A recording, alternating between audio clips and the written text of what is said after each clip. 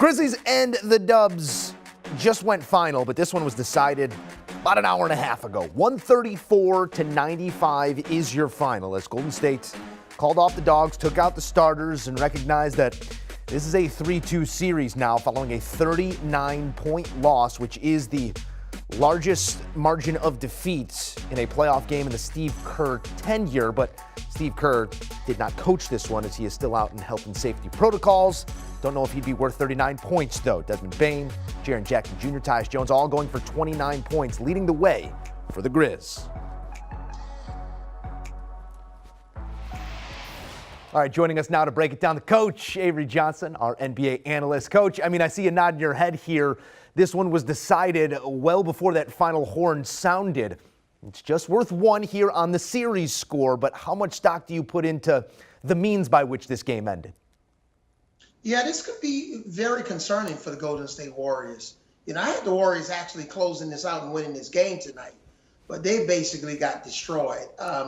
Worst game of the season in the second round of the playoffs in the Western Conference semifinals, losing to a team without their superstar player rather than Ja Morant. This is very concerning. But this is the same type of medicine that the Warriors gave to the Grizzlies in Game 3 when they blew them out. So, again, give the Warriors credit for coming back after a blowout win at home, and they squeaked out a win in Game 4. But also, you got to also tip your hats to the Memphis Grizzlies for coming back after having those two losses on the road, bouncing back in a major way without Ja Morant. Jaren Jackson Jr. was just outstanding on both ends of the floor. And basically, even though I thought the Warriors would win, Memphis got my message. I shared early on CBS Sports HQ, Jaren Jackson needs to stay out of foul trouble, be the two-way player that we all know he could be. And then Memphis needs to get 7 or 8 guys in double figures. That's what they did. That's why they blew out the Warriors. Hey, take a look at some of the hustle stats here. Out-rebounded 55-37, out-assisted 37-22. And speaking of 22, that's how many times the Golden State Warriors turned the ball over here in this matchup, Coach. I do want to talk about the Grizzlies side of things here because everything was falling at certain points in this game. I'm not going to sit here and suggest that this team works better offensively without their star player, but what does Memphis do differently without Ja on the court? The ball is just spread around, and you don't really know who's going to initiate the offense. They have so many different players that can initiate the offense. Even down to Kyle Anderson. You don't know if Dylan Brooks is going to initiate it. And the flexibility, versatility, the different speeds at which they can adapt to play on offense without Ja Morant. Ja Morant's basically he plays at 5th speed all the time. But now in the half court, you don't know where the offense is coming from because all 5 guys are threats on the floor, and they're not force-feeding Ja Morant on every possession. They're not force-feeding him the ball. So I just love the versatility, the productivity. I love the accountability that when Ja's not out, it seems like they're more engaged specifically on defense.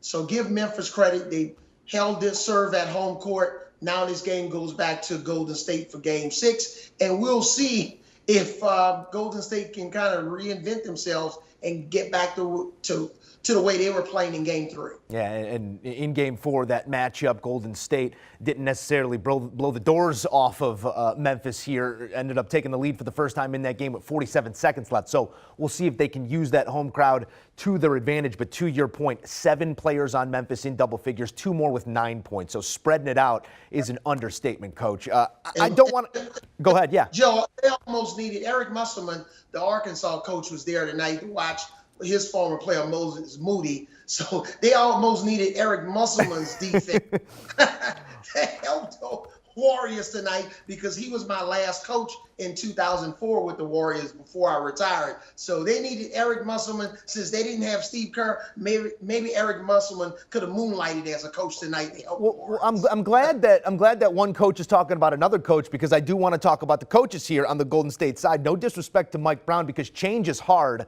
especially on the road in the playoffs. How much of this loss do you think was the Warriors just sort of packing it in because the head man's not there that they're used to?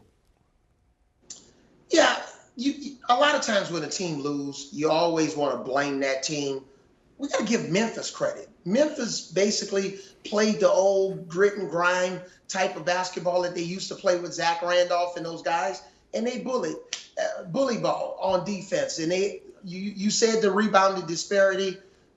Golden State turned the ball over. Memphis was stuck on 3 turnovers for the large duration of this game. But at the end of the day, let's give Memphis credit more than blaming the coach who's the interim coach for the last 2 games, even though he just got the Sacramento job. We can't just blame the coach. Players have to play, but we got to give Memphis all the credit. We will give them credit. Our friends at Caesars, not so much. Memphis still 9-1 value here to win the series. So our friends in the desert do think that Golden State will get this done either in Game 6 or in Game 7, but plenty of value to be had right there, Coach. Before we let you go here, how much harder is it to put a loss like this behind you if you are Golden State? We're talking about consummate professionals, guys whose jersey numbers will hang in the rafters next to those championship banners they've already earned.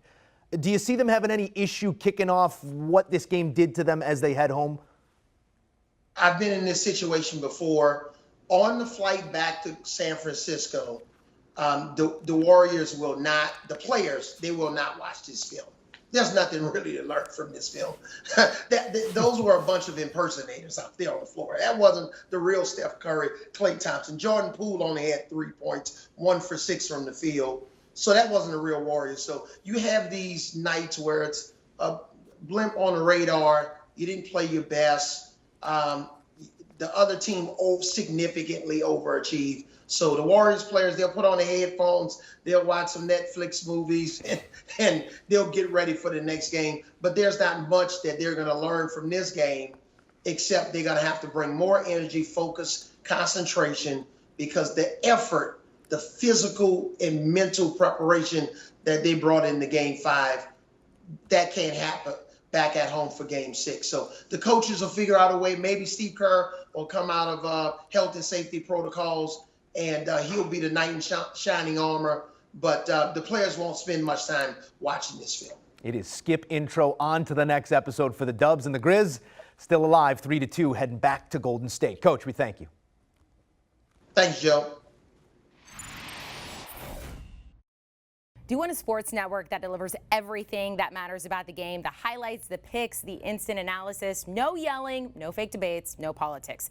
Hit the subscribe button and never miss a moment.